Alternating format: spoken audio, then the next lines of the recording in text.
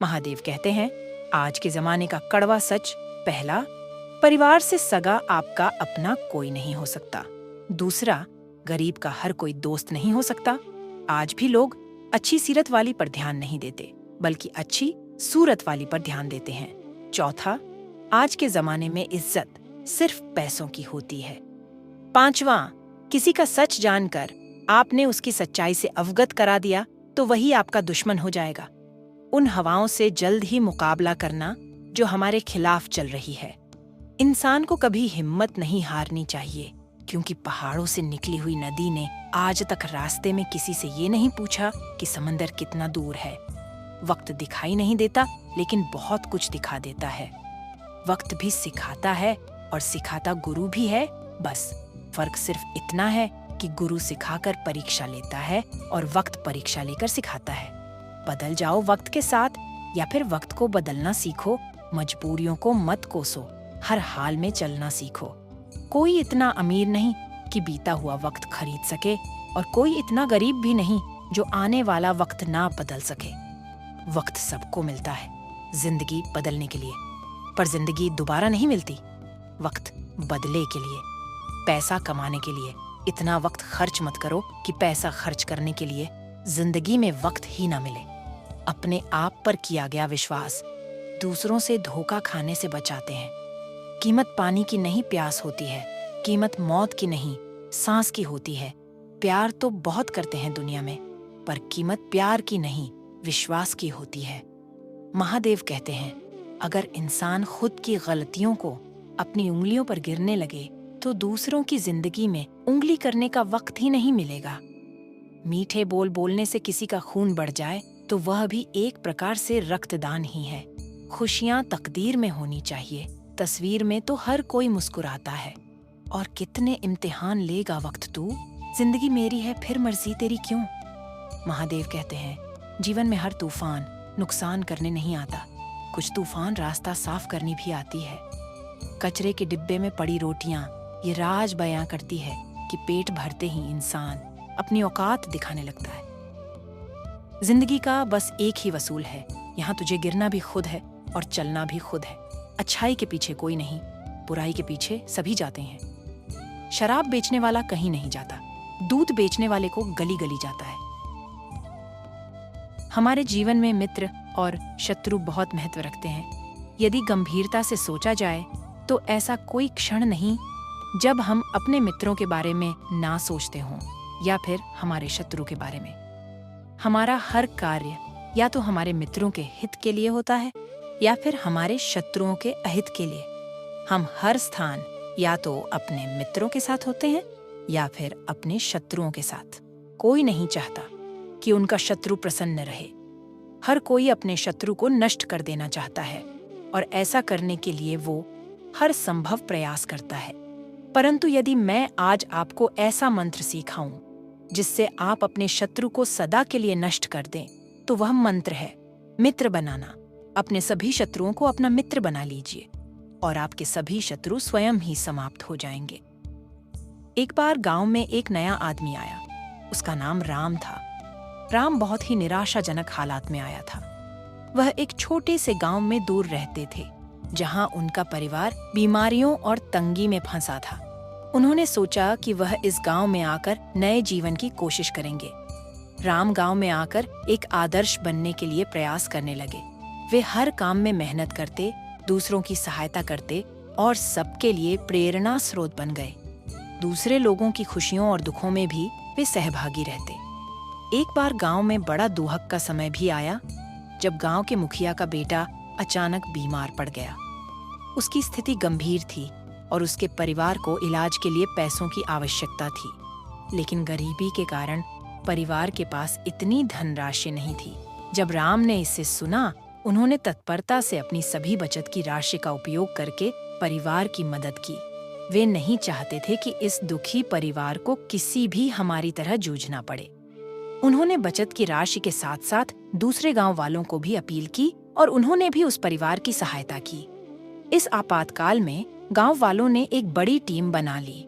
सभी ने मेहनत करके और अपने संगठन के साथ मिलकर इलाज के लिए पैसे इकट्ठा किए।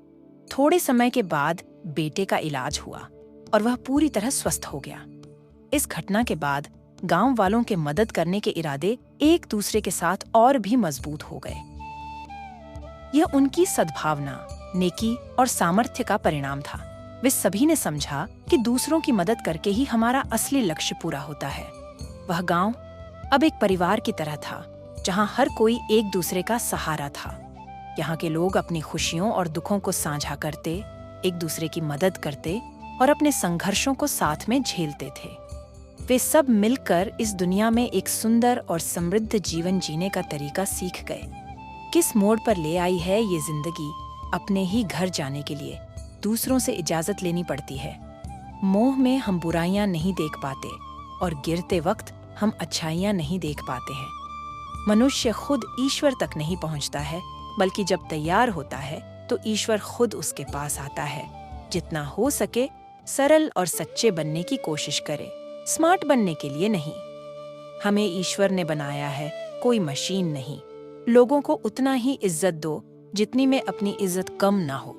ज्यादा इज्जत देने में कुछ लोग सिर पर चढ़ जाते हैं। इंसान सुनता आधा है, समझता चौथाई है। अपने रास्ते खुद चुनिए, क्योंकि आपको आपसे बेहतर और कोई नहीं जानता। भीड़ हमेशा उस रास्ते पर चलती है जो रास्ता आसान लगता है। जो गिरने से डरते हैं वो कभी उड़ान नहीं भर सकते। सफल लोग रास्ते बदलते हैं, इरादे नहीं। भरोसा खुद पर रखो तो ताकत बन जाती है, और दूसरों पर रखो तो कमजोरी बन जाती है। हजारों मील का सफर भी एक कदम से ही आरंभ होता है। शब्दकोश में मिलता नहीं अर्थ है। इंसान को समझने में इंसान ही असमर्थ है। जिंदगी हमें बहुत सी चीजें सिखाती है। थोड़ा रुलाती है तो थोड़ा हंसाती है। खुद से ज्यादा किसी पर भरोसा मत करना, क्योंकि अंधेरे में तो परछाई भी साथ छोड़ देती है। रिश्ते बेहतर तरह से निभाने का केवल एक रास्ता है, किसी से उम्मीद कम और अपनों पर विश्वास ज्यादा रखिए। बुद्धिमान व्यक्ति बोलते कम और सुनते ज्यादा हैं। बुद्धिमान लोगों को जितने अवसर मिलते हैं उससे ज्यादा अवसर बनाते हैं। मूर्ख लोग ही इतिहास लिखते हैं, होशियार तो सिर्फ उस इतिहास को पढ़ते हैं। कमी कल भी थी, आज भी रहेगी। ये जिंदगी ऐसी ही है। एक बार की बात है, एक छोटे से गांव में एक युवा लड़का अपने गरीब माता पिता के साथ परिवार में रहता था, जहां आर्थिक संकट के दिन चलना सामान्य था। लड़का के मन में बड़े बड़े सपने थे। वह एक सफल व्यापारी बनना चाहता था। लड़का रोजाना ग्रंथालय जाता था और किताबें पढ़कर अपने ज्ञान को बढ़ाता था। उसके पास कुछ भी धन नहीं था, लेकिन उसने किसी भी मुसीबत को हराने का संकल्प बनाया था। उसने एक छोटे से दुकान में काम करना शुरू किया और अपनी मेहनत और समर्पण से अपनी कमाई बचाने लगा। वह दिन रात मेहनत करता, धैर्य रखता और निरंतर अपने लक्ष्य की ओर बढ़ता रहता। लड़के के माता पिता उसके सामरिकता और परिश्रम को देखकर गर्व महसूस करते थे और उसे हमेशा समर्थन देते थे। समय बीतता गया और लड़का बड़ा हो गया। वह जहाँ काम करता था, उसने अपने बचत के पैसे से वही व्यापार करना शुरू कर दिया। देखते ही देखते वह अब एक सफल व्यापारी बन चुका था, जिसने अपने सपनों को हकीकत में बदला था। उसने अपनी दुकान को बड़ा कर दिया, कर्मचारियों को रखा और अपने व्यापार को नई ऊंचाइयों तक पहुंचाया। लड़के की कठिनाइयों और संघर्षों भरी यात्रा उसे यह सिखाती रही कि सफलता पाने के लिए हमें धैर्य और संघर्ष करना होता है।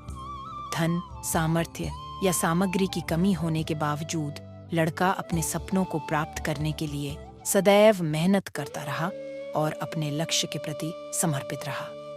एक बात हमेशा याद रखना, जिंदगी में सफल होना है तो महादेव से उम्मीद कभी छोड़ना नहीं और दुनिया वालों से उम्मीद कभी रखना नहीं।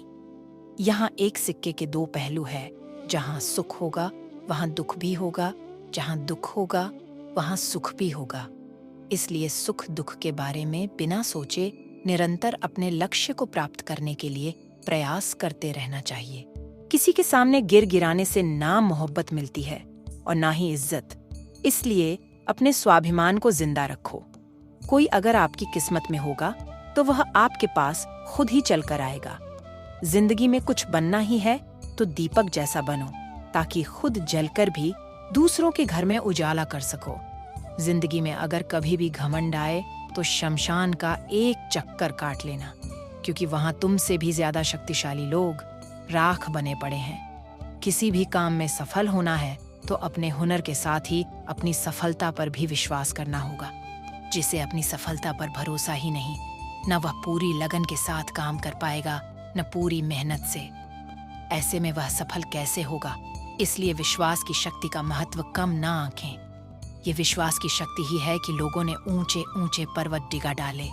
खुद पर विश्वास रखें, अपनी सफलता पर विश्वास रखें। ईमानदारी एक महंगी शौक है जो हर किसी के बस की बात नहीं।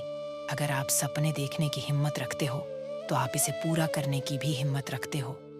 जीतने की इच्छा सभी में होती है, लेकिन जीतने के लिए कठिन तैयारी बहुत ही कम लोग करते हैं।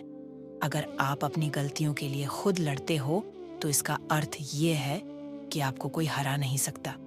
लोग आपको बेहतर करने के लिए जरूर कहेगा, लेकिन आप उनसे बेहतर करो ये नहीं कहेगा। दूसरों को हराने का मौका मत दो, बस खुद को आगे ले जाने की जिद पालो। कभी हार ना मानने की आदत ही एक दिन जीतने की आदत बन जाती है। सिर्फ 2 चीजें मनुष्य के भाग्य का निर्माण करती है। पहला, स्वभाव।